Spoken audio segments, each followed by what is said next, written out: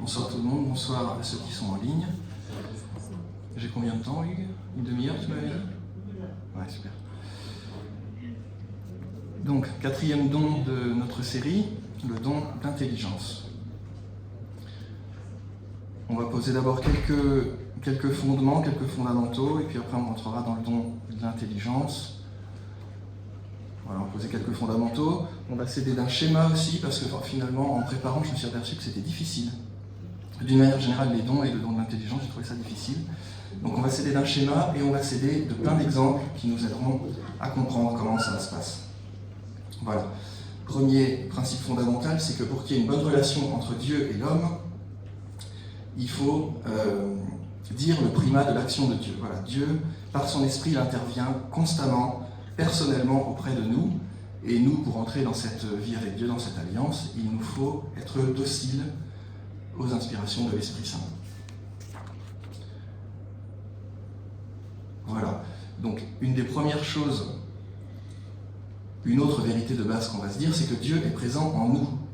C'est une présence agissante dans notre cœur le plus profond.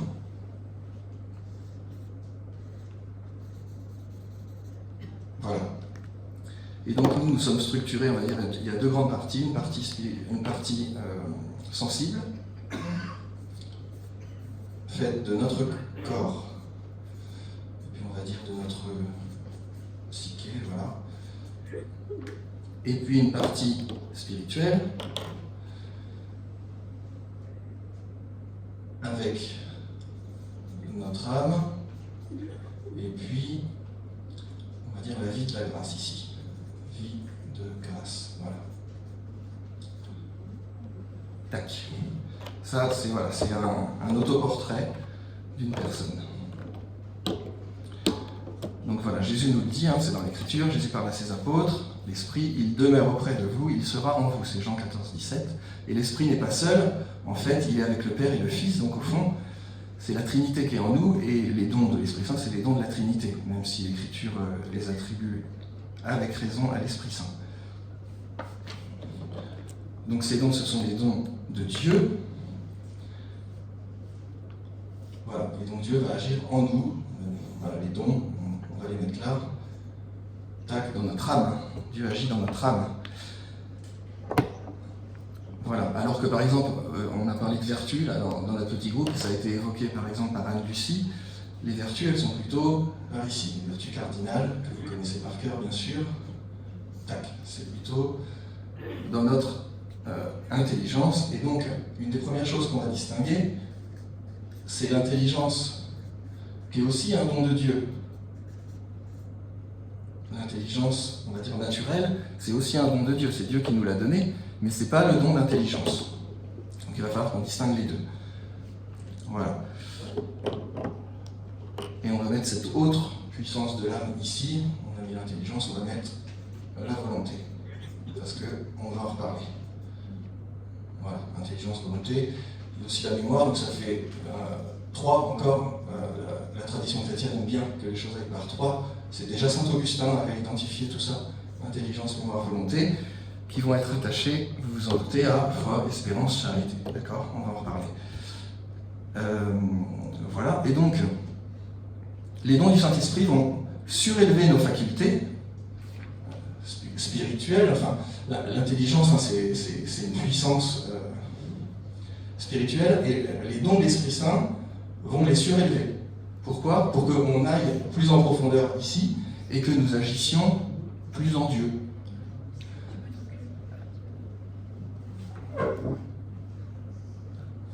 Pour que notre agir soit divinisé. D'accord? C'est le but des inspirations divines, que nous agissions comme Dieu. D'accord? On peut dire de mille manières que nous suivions Jésus, que nous soyons plus ressemblants au Fils de Dieu, pour que le Père nous voit comme voilà. Donc, rentrons dans ces dons. Donc, on a vu, Anne-Lucie les avait cités, les 2 numéros du catéchisme. Il n'y a pas grand-chose, il y en a 2, mais ils sont très denses, très importants. Donc, la vie morale des chrétiens est soutenue par les dons de l'Esprit Saint. Donc, l'agir, d'accord, on va en parler. Ce sont des dispositions permanentes qui rendent l'âme docile à suivre les impulsions de l'Esprit Saint, d'accord? Donc, à partir de notre centre, il agit, on l'a dit déjà. Et 1831, donc il y a la liste des 7 dons. qui ont déjà été cités, on n'y revient pas. Ils complètent et mènent à leur perfection les vertus, d'accord, qui sont là.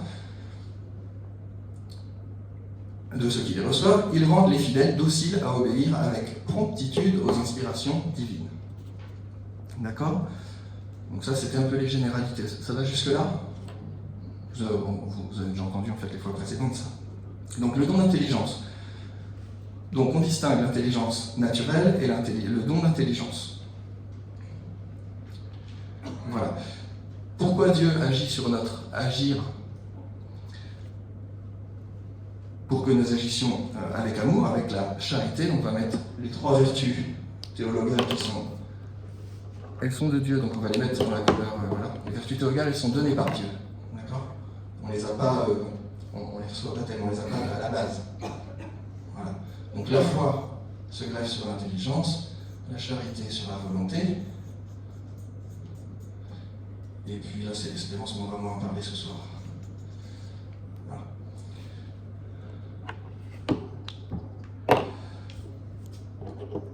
Voilà, donc Dieu veut diviniser notre agir, c'est-à-dire que nous agissions avec charité. D'accord? Saint Paul, dans la première aux Corinthiens, nous dit que les 3 sont importantes, les 3 vertus théologales, mais à la fin, il ne restera que l'amour.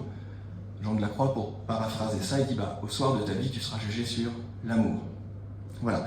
Mais n'empêche que c'est la connaissance qui dirige l'amour. Autrement dit, on ne peut pas aimer ce qu'on ne connaît pas. Voilà. Rien n'est aimé sans être connu. On peut aimer Dieu ou quelqu'un que si on le connaît. C'est une évidence en fait quand on y réfléchit un petit peu. Et donc on verra un petit peu après, on va se pencher sur ce qu'il y a dans l'Écriture, et on verra que Saint Paul fait le lien entre l'intelligence et l'amour. Dans Éphésiens, on va y venir juste après. Donc pour bien comprendre le rôle de l'intelligence dans l'ordre surnaturel, on va prendre des comparaisons et des exemples, parce que finalement tout ce que nous le comprenons avec des réalités sensibles. D'accord? Notre intelligence naturelle donnée par Dieu, donc ici, notre corps, là, c'est pour ça qu'il est à l'extérieur. Qu'est-ce qu'on a pour percevoir le monde? On a nos sens. Et on n'a que ça. Voilà. On a nos sens. Sans les sens, nous ne percevons absolument rien.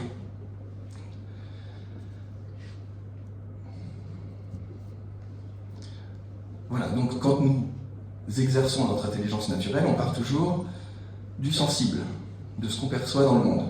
D'accord? Et il y a l'imagination, il y a la fantaisie qui se mêle dans notre esprit, dans nos pensées. Et donc on va faire des images. Par exemple, si je vous dis, on parle d'une table, tout de suite, tout le monde a déjà vu une table, donc on a une image qui accompagne dans notre esprit, voilà, d'une table. Et on peut prendre l'exemple inverse, par exemple, c'est toujours difficile de parler du ciel ou du paradis, on ne connaît pas. C'est pour ça que la Bible prend des images, le banquet, le mariage, il y a plein de belles images. Et dans les représentations, qu'est-ce qu'ils font les artistes? Ils mettent des nuages, ou ils mettent des anges potelés, mais tout ça c'est absolument faux. En fait, ou un vieux barbu, enfin voilà. Donc, pourquoi un don d'intelligence? Pour saisir avec pénétration tous les mystères chrétiens et toutes les vérités divines. Et on va s'arrêter sur cette expression de saisir avec pénétration, c'est très intéressant. Nous, ce qu'on voudrait, c'est saisir et avoir pour nous. Ah, je viens ce soir entendre un enseignement, super, je vais remplir ma boîte à outils de plein de choses et je repars avec. Mais là, c'est pas ça. C'est pas saisir, embrasser et garder pour moi. C'est saisir avec pénétration. On va rentrer dans le mystère de Dieu, en fait. C'est à ça qu'on est invité, à vivre avec lui, à rentrer dans le mystère.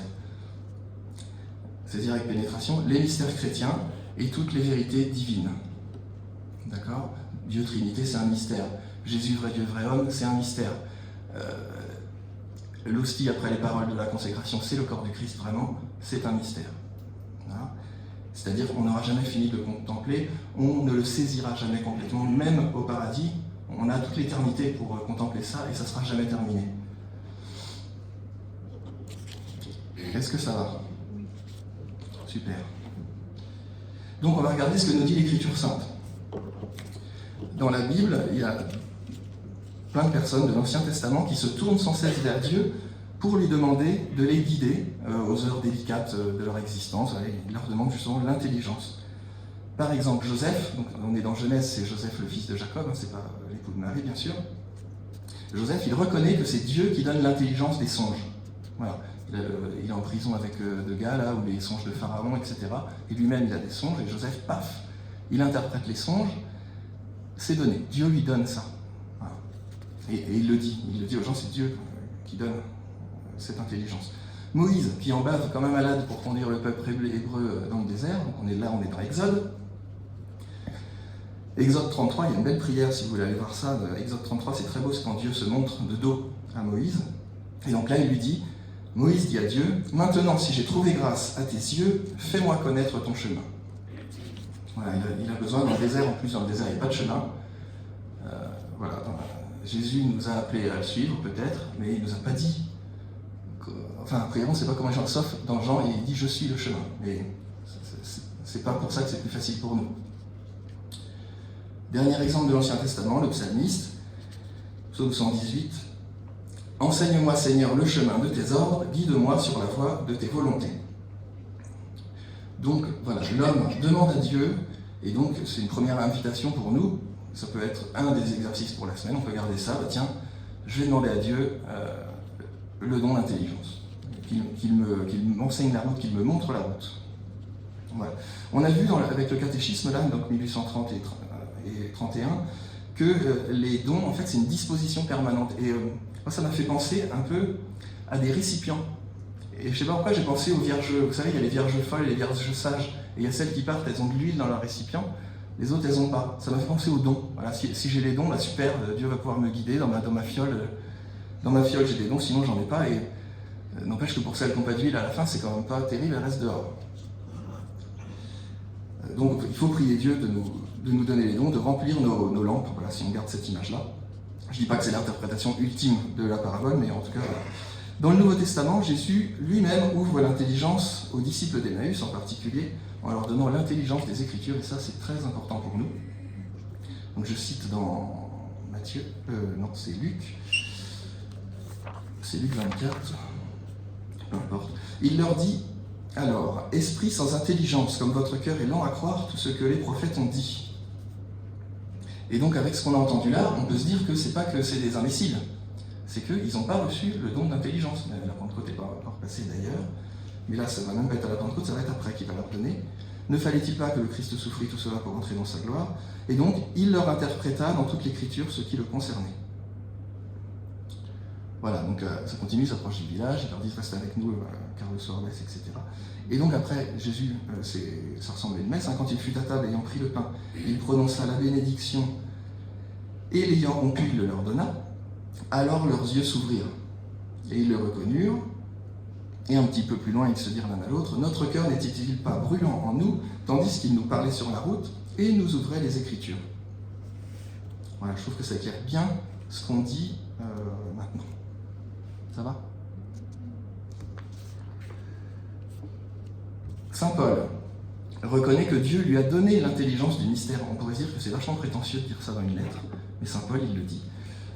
Dans Éphésiens, c'est un bijou, c'est la deuxième petite chose qu'on peut garder. Si vous voulez lire Éphésiens, si vous voulez prier avec Éphésiens, je vais vous donner les références. Donc là, on est Éphésiens 3:5.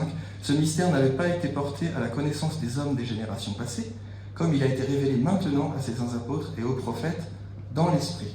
C'est bien l'Esprit Saint qui fait cette révélation.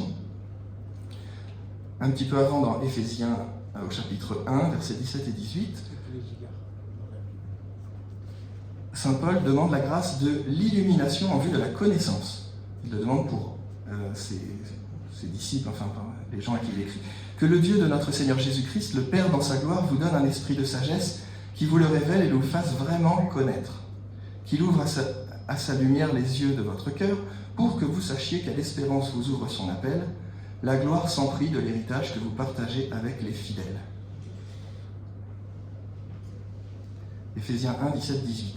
Et après cette magnifique prière, donc on est de nouveau au chapitre 3, c'est pourquoi je tombe à genoux devant le Père, de qui toute paternité au ciel et sur la terre tient son nom. Lui qui est si riche en gloire, qu'il vous donne la puissance de son esprit, pour que se fortifie en vous l'homme intérieur, que le Christ habite en vos cœurs par la foi, restez enracinés dans l'amour, établis dans l'amour. D'accord? Donc on a les deux vertus dont on parle. Ainsi, vous serez capable de comprendre avec tous les fidèles quelle est la largeur, la longueur, la hauteur, la profondeur. Vous connaîtrez ce qui dépasse toute connaissance, l'amour du Christ. alors vous serez comblés jusqu'à entrer dans la plénitude de Dieu. Donc on peut voir cette intelligence naturelle, Dieu qui nous éclaire, il élève notre intelligence et on va vers... Voilà, c'est notre direction. On a tous ce réflexe-là quand on commence à prier, on se recueille, on entre en nous-mêmes. Voilà, là, Saint Paul, au fond, nous redit la direction de ce que nous vivons, d'accord ? Il nous oriente, voilà, que nous soyons bien orientés.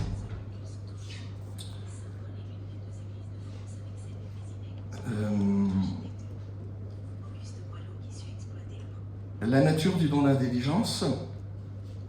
Avec le don d'intelligence, nous entrons dans le monde des vérités révélées directement par Dieu. Avec la science, on était dans quelque chose de contemplation de la création qui nous faisait saisir, ou qui nous révélait quelque part Dieu. Là, on entre directement, ça ne passe pas par un raisonnement. Le don d'intelligence est au service de la foi, on l'a vu, car c'est la foi qui permet le contact avec Dieu et non l'intelligence. Autrement dit, j'aurais beau savoir toutes les choses, Saint Paul il le dit aussi comme ça, j'aurais beau tout savoir tous les mystères de Dieu, c'est 1 Corinthiens 13. Si je n'ai pas la charité, je ne suis rien. Voilà, je redis d'une autre manière ce qu'on a dit, voilà, la charité. Mais il n'empêche que pour entrer en contact avec Dieu, c'est par la foi. D'accord ? C'est pas par nos connaissances, c'est par la foi. Et la foi qu'on applique à Dieu. Parce qu'on a des connaissances et on le connaît de manière plus juste, hein. D'accord ? C'est bien d'étudier, mais voilà. Ça va, c'est clair comme je dis là ? Ouais.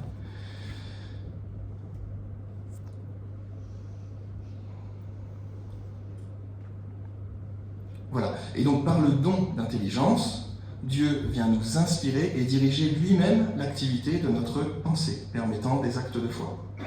Voilà, donc je fais un acte de foi, ça y est, je le redis, c'est vraiment important. Si je lis l'évangile et ah oui, tu es vraiment le Fils de Dieu, voilà, ça y est, tac, je rentre en contact avec lui. Voilà. Et Jean de la Croix dit dans la montée du Carmel, hein, la foi est le seul moyen adapté et approprié pour que l'âme s'unisse à Dieu. Je le redis, la foi est le seul moyen adapté et approprié pour que l'âme s'unisse à Dieu.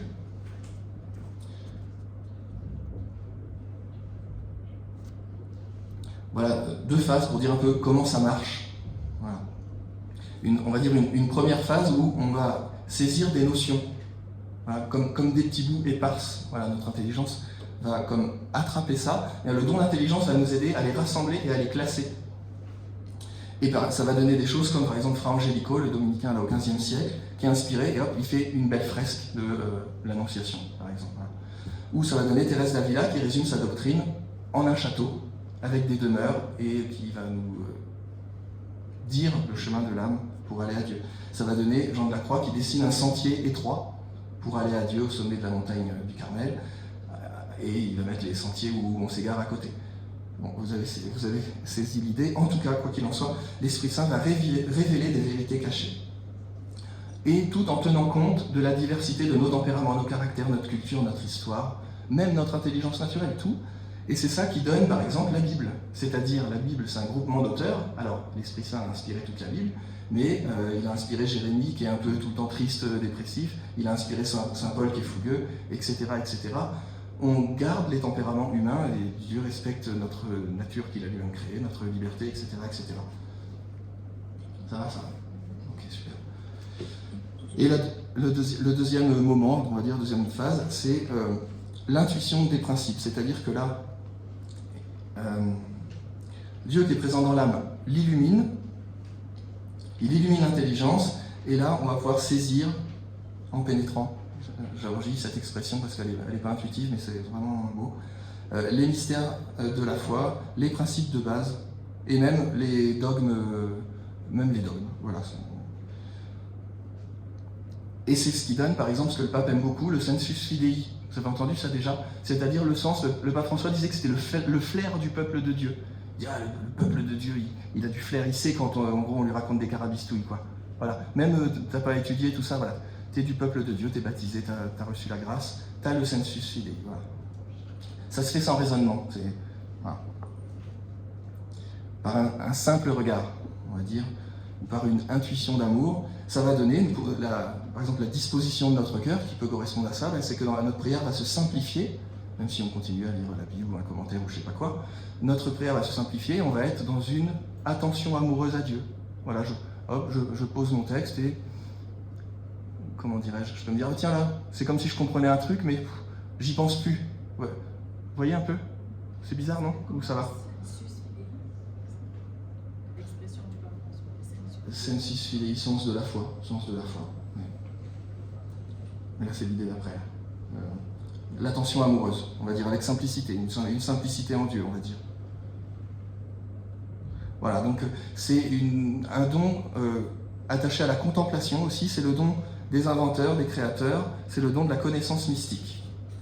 D'accord? On va donner des exemples.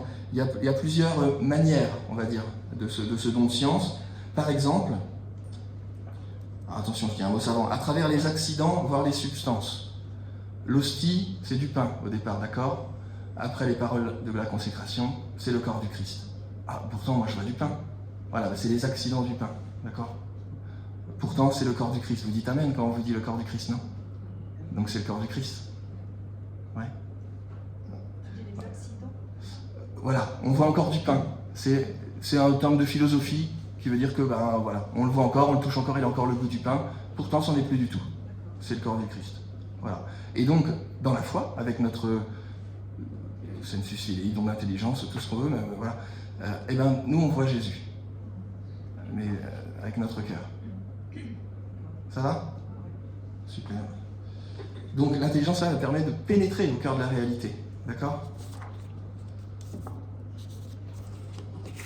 Les apôtres qui étaient avec Jésus, ils étaient avec le Fils de l'homme, et pourtant, quand ils le voyaient, ils disaient, bah, c'est le Fils de Dieu. D'accord? Ils pénétraient dans quelque chose de caché.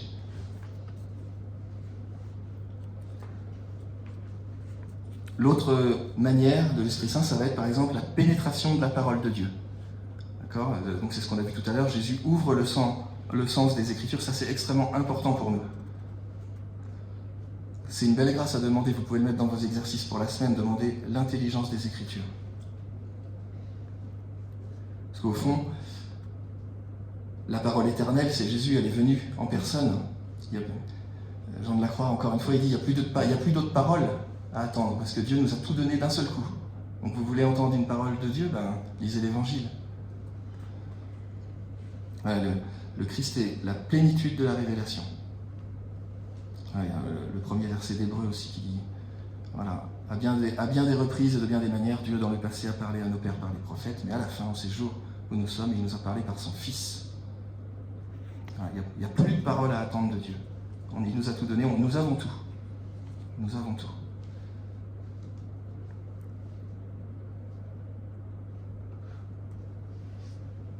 Bon, il y a encore 4 autres manières, je vais passer vite parce que le temps file.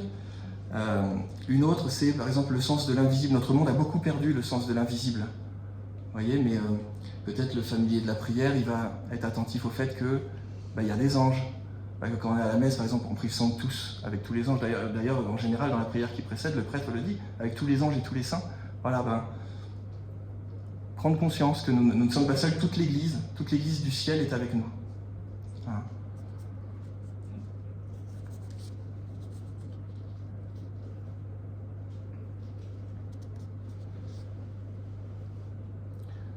Donc le don de l'intelligence est avant tout contemplatif, mais à vue d'une action sainte.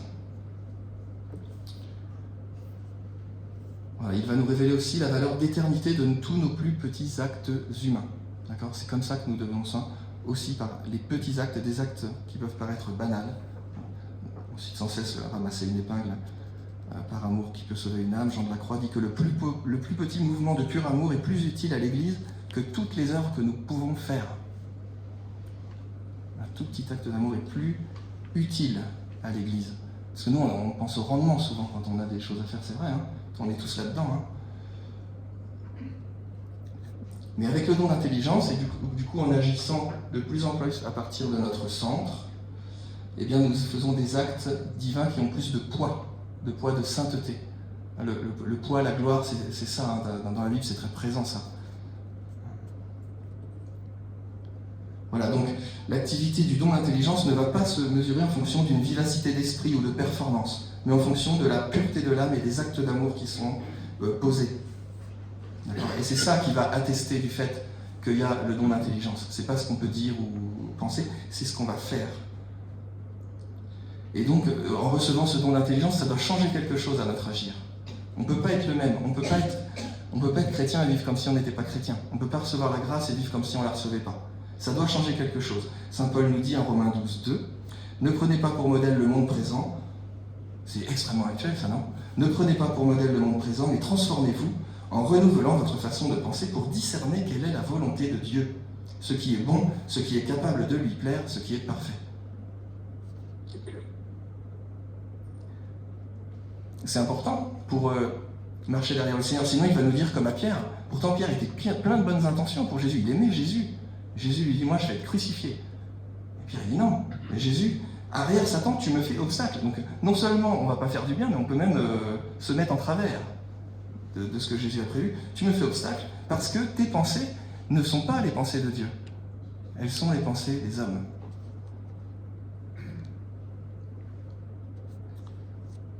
Voilà. Donc Dieu nous appelle à le voir face à face, c'est notre vocation, la vision béatifique. Et c'est un acte, la vie éternelle avec Dieu, c'est un acte aussi de l'intelligence. Voilà, il y a vraiment une contemplation de la vérité tout entière, qui nous dépassera toujours. D'accord ? À la fois on a accès à la vérité tout entière, à la fois elle nous dépassera toujours.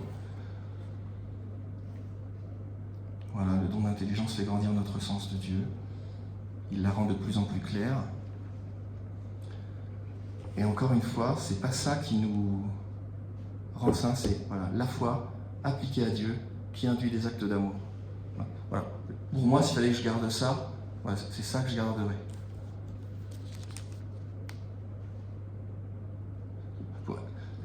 Jean de la Croix a des paroles très fortes, je vous laisse avec ça, là, cette citation dans la montée du Carmel.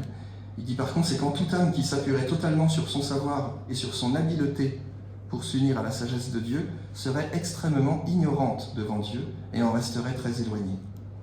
C'est pourquoi devant Dieu, ceux qui croient posséder quelque savoir sont très ignorants. Et il dit plus loin qu'en fait, c'est les enfants qui attendent tout de Dieu, qui en fait sont plus près de lui. Le royaume de Dieu appartient à ceux qui sont comme les enfants, c'est ce que nous dit Jésus. Au fond, la vraie intelligence, je crois que c'est ça. Et c'est pas si simple, hein. Vous le savez bien. Voilà, on arrête là si vous voulez. Je vous ai donné des exercices déjà, c'est bon. Priez avec Éphésiens 3, 14, 17. Lisez-la entièrement si vous voulez. Qu'est-ce qu'on a dit ? Corinthiens 3, je crois que c'est 14, 10. Non, pardon, Éphésiens 3. 3, 5, mais il y a aussi 3, 14, 17. Ouais, 17, 18. 1, 17, 18 et 3, 14, 19. Vous lisez en entier. Éphésiens.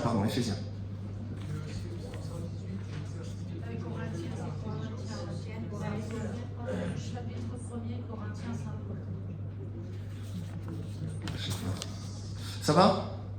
Oui. Une question.